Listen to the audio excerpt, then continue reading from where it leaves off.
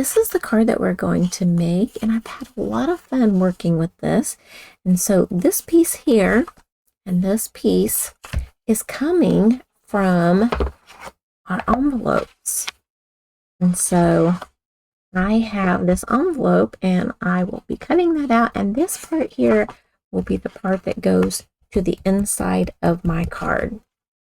And so we're going to set this off here to the side for a moment, or I guess we could go ahead and bring in the paper cutter and we could get this trimmed down.